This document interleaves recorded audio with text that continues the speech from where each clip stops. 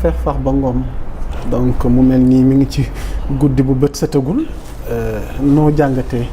dossier Farba démb lañ ci mujj ak mandat de comparution bi mais ba tey ay avocat am ñoom ñu ngi persister ni sunu client xamagul ba tey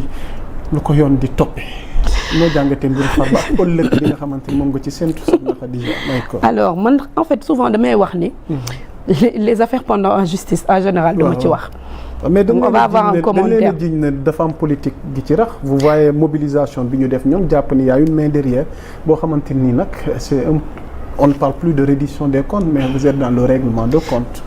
bon dama leen di bàyyil ñoom le commentaire. parce que c'est leur droit le plus absolu.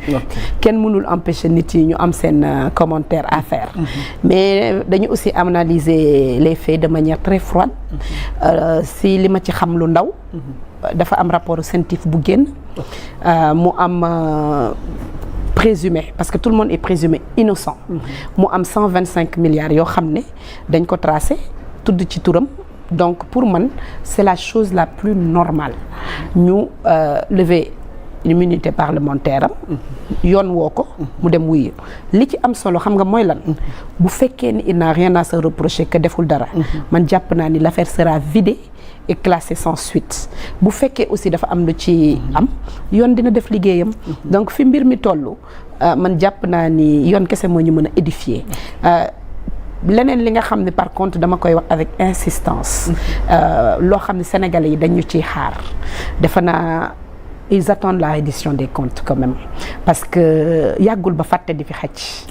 on a tout vu dans ce pays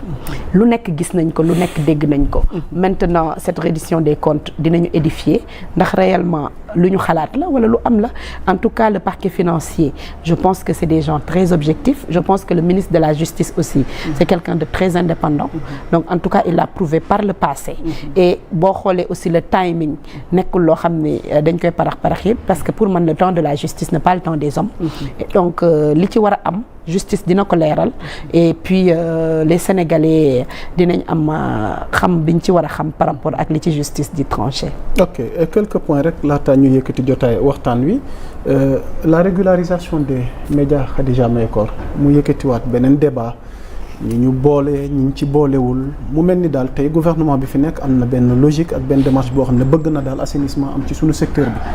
mais mu mel ni dafa am incompréhension entre li gouvernement bi bëgg ak souvent acteurs yi nga xam ñoo nekk ci secteur bi ku ci nekk ak gis-gis gi nga ci am alors tey yow noo gisee boobule coow ak lan nga ci xalaat en fait dafa am benn bés ma nekkoon ak benn journaliste ma posé ko benn question ma ni ko man dama bëgg a xam seen secteur bi nan nga ko analyser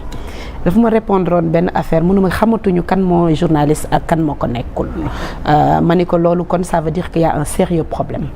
donc tey pour man régulariser assainir c'est la chose la plus normale dans un secteur dans tous les secteurs d'ailleurs et donc dina permettre ñi nga xam ne ñoo war a exercer seen profession de journalisme ñu def ko dans les meilleures conditions dina permettre aussi ñi nga xam ne tey ñoom ñooy patron de presse yi ñu xam lan mooy seen rôle ak seen ay responsabilités par rapport ak seen ay employés parce que def naa at yu mujjee yi am na beaucoup de crises yoo xam ne même si c'est les médias qui en parlent parfois duñ ci wax yëg nañ ko donc il y a vraiment ce besoin aujourd'hui d'assainir maintenant démarche bi toute démarche est perfectible pour man toute démarche est perfectible et je pense que le ministre de la communication que je salue au passage li mu def c'est signe de grandeur nee na il y a eu des erreurs de ces services et que ils vont revenir dessus et je pense que Kewlo je pense si je peux permettre de le citer et quelques médias yoo xam ne peut-être il y avait eu des erreurs ou des omissions réintégrer nañ leen et pour man chaque secteur est dynamique benn secteur statiqueul mais ce qui est important aujourd'hui c'est que mu am un cadre boo xam ne mooy encadrer chaque profession il y a l'ordre des médecins il y a l'ordre des avocats soo demee feneen ak feneen il y a quand même benn architecture boo xam ne moom mooy régir le fonctionnement donc pour moi quoi de plus normal d'autant plus que ci année yu mujjee yi on a vu quand même une pléthore de médias ñi nekk ci sites yi ñi nekk ci voilà il y a eu quand même un débordement si je peux m'exprimer ainsi et que c'est vraiment tout à l'honneur des journalistes pour l'excellent travail que vous êtes en train de faire qu'on puisse vraiment vraiment réglementé pour que ku ci nekk mën ci gis boppam pour man c'est vraiment une bonne nouvelle pour le quatrième pouvoir. C'est important. Dañuy terminer avec une note négative, un décès de l'étudiant Matar Diagne, je ne sais pas si vous êtes au courant, à l'université Gaston Berger de Saint-Louis. Pour information, pour ceux qui nous suivent, il y a une enquête ouverte, donc selon les sources yi nga xam ne ñu ngi koy tenir ci procureur. Un drame qui a secoué l'université Gaston Berger de Saint-Louis dans la soirée du 10 février. Le corps sans vie d'un étudiant a été découvert dans une chambre du campus 1. Selon un communiqué du procureur de la République près le tribunal de grande instance de Saint-Louis, la victime identifiée sous le nom de Matar Diagne, originaire de Guinaw Rail, Dakar, et étudiant en master de droit public à l'UGB.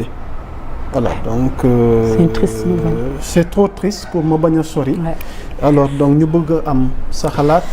en fait, face à un jeune demee ci conditions yi. C'est triste. En fait, c'est triste parce que bi may dugg ci sànq j'étais un peu déboussolée parce que j'ai lu en fait sa lettre et à travers cette lettre j'ai compris qu'il était très seul. C'est-à-dire qu'il a exprimé des mots très forts si wéet bu mu wéetoon si maladie bu mu doon dund mais aussi incompréhension boo xam ne da ko doon vivre dans son environnement et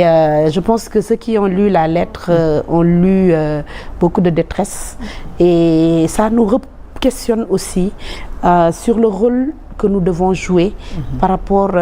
aux gens qui sont autour de nous, qu'on oublie parfois de comprendre ou de regarder. C'est vraiment une triste nouvelle, mais jaale la communauté estudiantine de l'université Gaston Berger, di jaale tous les étudiants, di jaale Sénégal, parce que je pense que cette lettre bu ñu ko liiree ñun Sénégalais yi war nañu reposer waat ay questions yu bari ci suñu ay valeurs et c'est triste, c'est tout ce que je peux dire. Ce jeune qui il paraît était très brillant, ce jeune bi nga xam ne il avait un rêve. dégg naa ci lettre bi mu ne maamam daf ko doon ñaanal mu nekk président de la République. Donc ça veut dire que c'est un rêve qui est brisé, c'est une famille qui est détruite, mais je sais pas comment l'analyser. C'est regrettable ñu ngi koy ñaanal yàlla te di wax rek il faut qu'on se re-questionne sur notre humanisme mais aussi sur nos valeurs. Surtout ça, sur nos valeurs. Surtout ça, parce que man loolu moo ma gën a touché. Dafa mel ni dañoo déshumaniser on aime juger les gens sans les comprendre. Souvent xamuñu ñu dund lu métti am ñu ngi porter ci ñoom benn gis-gis goo xamante ni ce n'est qu'après ñu comprendre. C'est vrai que nous au Sénégal on n'a pas souvent habitude di xool nit di gis ay évolution ci comportement wam di ko analyser donc culturellement xëy na aussi il y a cette question de pudeur bi nga xam ne dafay tax da ngay am loola nakari waaye da nga koy denc. On n'a pas l'habitude aussi dem seeti ay psychologue alors que avant dans les familles il y avait les thérapies maanaam toog di waxtaan. Tey société bi ni mu déstructuré woo tax na lu bari amatul et ça nous questionne sur notre humanité et surtout sur nos valeurs. En tout cas moi c'est une triste nouvelle.